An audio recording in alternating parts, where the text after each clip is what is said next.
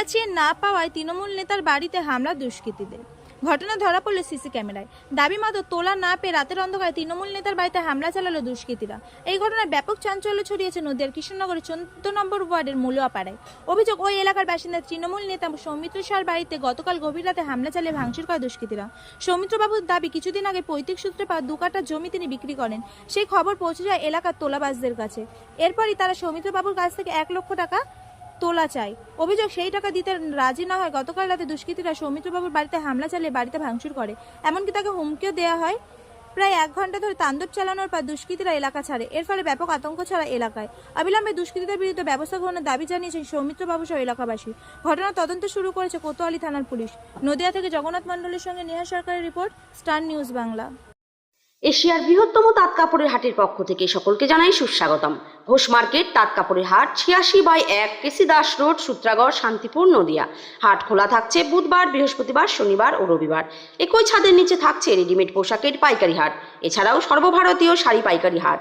বহিরাগত ক্রেতা ও বিক্রেতাদের থাকার জন্য থাকছে deluxe AC, non AC room, উন্নত মানের খাবার পরিষেবার জন্য ঝা চকচকে ক্যান্টিন। ক্রেতা ও বিক্রেতাদের সুবিধার্থে লিফটের সুব্যবস্থা আছে। আমাদের হাটে পাবেন সপ্তাহে 7 দিনে গদিঘর খোলা এবং সমস্ত রকমের শাড়ি, যেমন শান্তিপুর, ধনেখালি, ধাত্রীগ্রাম, ফুলিয়া, সমুদ্রগড় ইত্যাদি। সকল ক্রেতা ও বিক্রেতাকে জানাই সাদর আমন্ত্রণ। আমাদের যোগাযোগ নাম্বার 8016014925 অথবা 8637389950। আমার আজকে পরীক্ষা ছিল। হ্যাঁ, আমার আজ পরীক্ষা ছিল। কিসের পরীক্ষা ছিল? আমার এসএসসি সিএইচএসএল ছিল আজকে। পরীক্ষা দিতে যাওনি? না, পরীক্ষা তো আতঙ্কের জন্য দিতে যেতে পারলাম না। কটার থেকে ছিল পরীক্ষা? আমার পরীক্ষা ছিল 7টা থেকে। কি করবে তাহলে? কি করব এখন, দেখা যাক প্রশাসন কি করে। পরীক্ষা তো আর দেওয়া হলো না তাহলে? না, পরীক্ষা তো আর দেওয়া হলো না, এই বছর নষ্ট হলো, এটাই। এ, কখন মানে কতটা আতঙ্কের মধ্যে রয়েছো? বেশ ভালোই আতঙ্কের মধ্যে রয়েছি।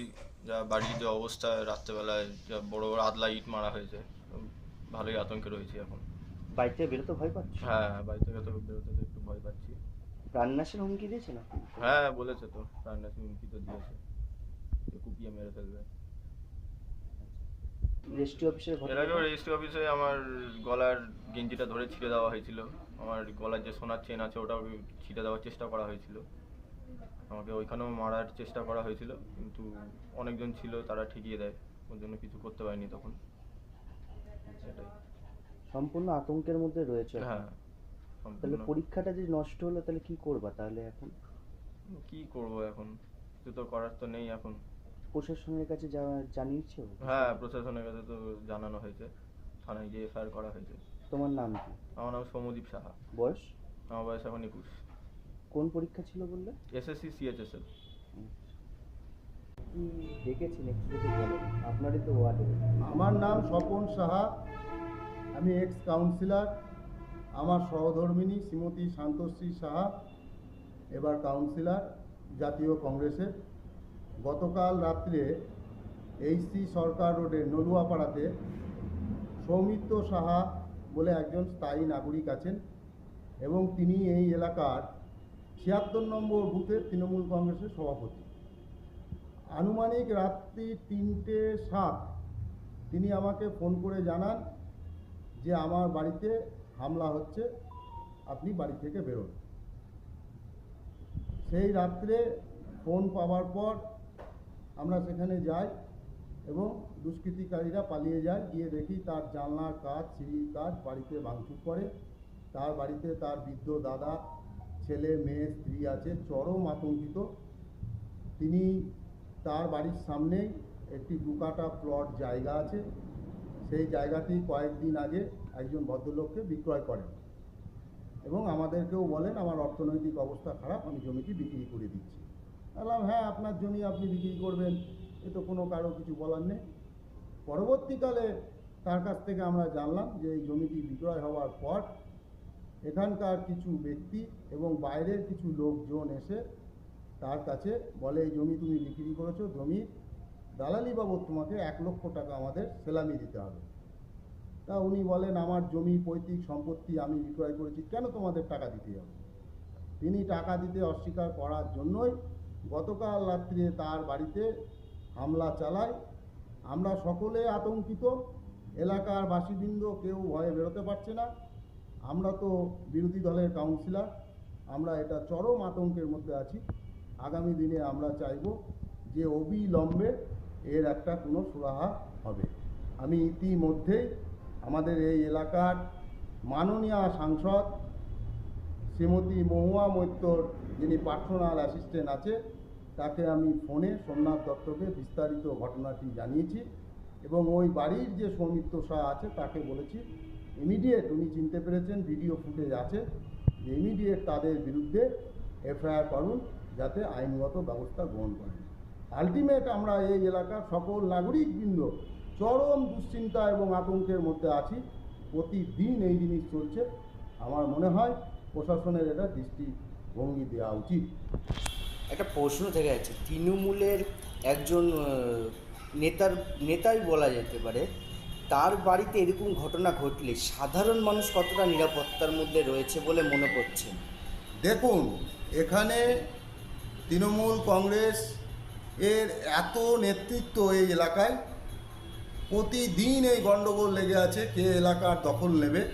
আমরাও একটা সময় তৃণমূল করতাম, কিন্তু 2022 সালের পৌর নির্বাচনে আমাদেরকে তৃণমূল কংগ্রেস পার্থ চ্যাটার্জি, যিনি তখন এখানকার মুখ্য সচেতক ছিলেন, তিনি আমাদের সাসপেন্ড করেন।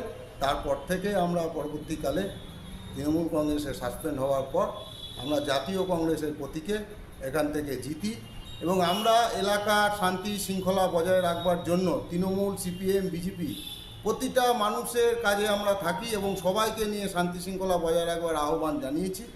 কিন্তু এখানে নেতৃত্ব এবং এলাকার দখল নিয়ে একটা লড়াই চলছে। এই লড়াই যেদিন বন্ধ না হবে ততদিন এই জিনিস চলতে থাকবে। যেই দুষ্কৃতী দ্বারা এই ঘটনাটা ঘটেছে কোন দলের লোক বলে মনে হয়? এটা কোন দলের লোক আমি বুঝতে পারিনি। যিনি সভাপতি আছেন তিনি, তার কথা মতো আমরা যা শুনেছি, প্রত্যেকেই তৃণমূল কংগ্রেসের সদস্য। মানে যেই দুষ্কৃতিকারী যারা এসেছিলেন তারা প্রত্যেকেই তৃণমূল কংগ্রেসের সদস্য। বুথ সভাপতির কাছ থেকে আমরা জানতে পেরেছি, কারণ অত রাত্রিরে আমরাই আতঙ্কের মধ্যে আছি, তা আমরা মানুষকে কি নিরাপত্তা দেবো? আপনার নামটা একটু বলুন। আমার নাম স্বপন শাহ, এক্স কাউন্সিলর, এখানে ওয়ার্ড নম্বর 14। হ্যাঁ, আমার নাম সৌমিত্র সাহা, 76 নম্বর বুথ প্রেসিডেন্ট টিএমসি। তা আমাদের একটা গত পরশুদিন একটা সম্পত্তি বেচেছি, এখানে আমাদের বাড়ির কাছেই আছে। তা সেই সম্পত্তিটি বেচার জন্য ওরা আমাদের কাছে 1 লক্ষ টাকা আমার কাছে তোলা চাইছে।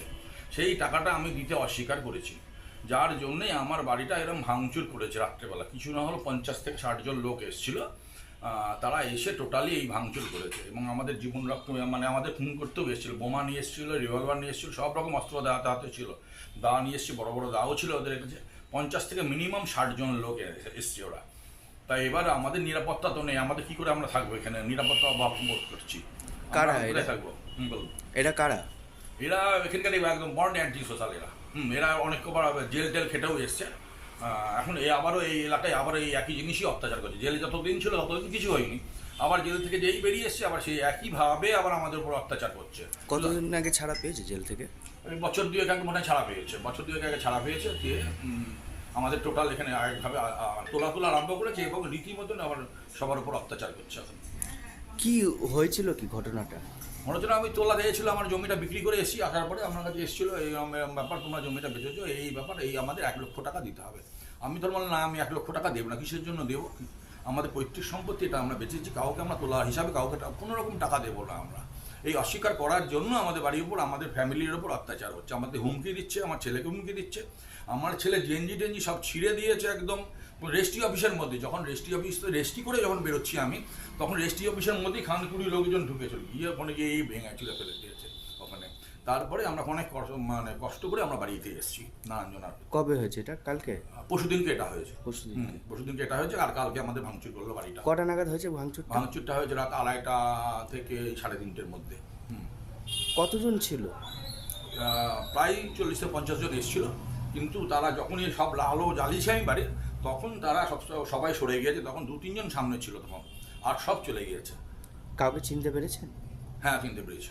কাকে বলুন? গোটে শেখ, আর হলো পিন্টু শেখ, আর একটা নেপাল শেখ। এরা কি করে?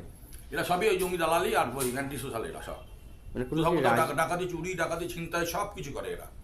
এটা কি কোনো রাজনৈতিক দলের সাথে যুক্ত তারা? না না, কোনো রাজনৈতিক দলের সঙ্গে এরা যুক্ত না, আমি জানি যতটুকু যুক্ত না, বা থাকতেও পারে কারোটা কারোর সঙ্গে থাকে তো আমরা জানতে পারি না, অথচ এরা থাকে হয়তো সেরকম থাকতেই পারে, আমি সেটা জানি না এরা ওর কার সঙ্গে আছে। কেউ না কেউ সাপোর্ট তাহলে তো আছেই তো এখানে, হ্যাঁ, যার জন্য তো বারবার তো পাচ্ছে, কেউ সাপোর্ট করেই ওকে, যার জন্য একবার থানায় ঢোকে আসছে।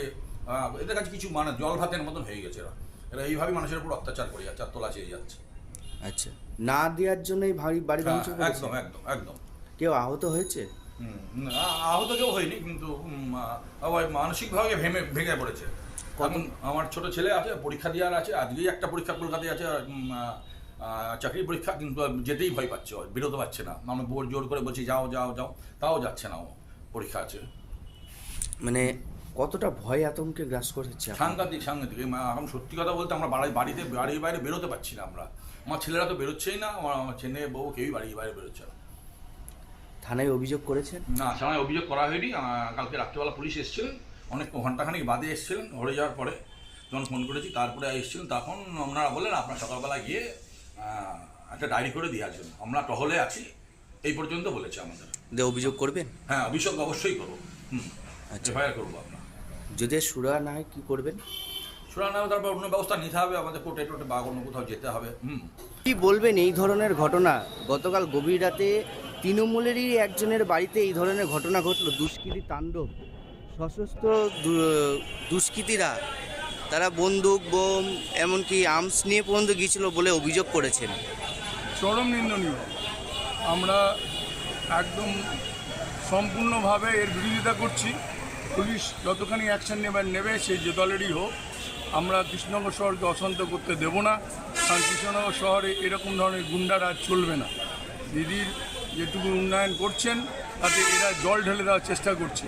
এই সমস্ত লোককে কারাবাস মানে অবশ্যই উচিত এবং ইমিডিয়েট যত রকম শাস্তি দরকার এদের বিরুদ্ধে শাস্তিমূলক ব্যবস্থা নেওয়া উচিত। আমরা সূত্রের মারফত জানতে পারলাম তিনি কোনো তৃণমূলের কোনো সদস্য হিসেবে তিনি রয়েছেন, জাস্ট সদস্য। দেখুন, তৃণমূলের কে সদস্য হলো কি না হলো, এর সাধারণ লোক হলো, যে কোনো ধরনের অপরাধকেই আমরা কঠোরভাবে নিন্দা করি। আমরা একে প্রশ্রয় দিই না, সে দলেরই হোক, যে ইয়েরই হোক, যে পার্টিরই হোক। পুলিশ এদেরকে দমন করুক, আমরা চাই। একটা প্রশ্ন দেখা যায়, তৃণমূলের একজন নেতার বাড়িতে এই ধরনের ঘটনায় কতটা আতঙ্কিত রয়েছে সেটা তো আর বলে বোঝানো নেই, কিন্তু এলাকার মানুষ যথেষ্ট আতঙ্কের মধ্যে রয়েছে। এই আতঙ্ক তৈরি করার জন্য একটা লোক সচেষ্ট হয়েছে। আমরা মানুষের পাশে দাঁড়াতে চাই, আমরা মানুষের পাশে আছি। কোনোভাবেই তারা যেন না মনে করে যে তারা অভিভাবকহীন। কৃষ্ণনগর শহরে তৃণমূল অত্যন্ত সঠিক এবং কঠোরভাবে পদক্ষেপ নেবে। নামটা কি বলবেন? দেবাশিস রায়, মুখপাত্র, নদী জেলা, তিনি উত্তর মরিশ। অ্যাকোয়া স্মুথ ওয়াটার পিউরিফায়ার প্রতিদিন মাত্র 30 টাকা ইএমআই দিয়ে বাড়িতে আনুন। কি ভাবছেন? হ্যাঁ, অবাক হলেও এটাই সত্যি। সাথে থাকছে 2 বছরের সার্ভিস ওয়ারেন্টি। তাই আর দেরি না করে অ্যাকোয়া স্মুথ ওয়াটার পিউরিফায়ার কোম্পানির ডিলার হয়ে প্রতি মাসে 30 থেকে 40 হাজার টাকা ইনকাম করুন। যোগাযোগ 9134648505 এই নাম্বারে।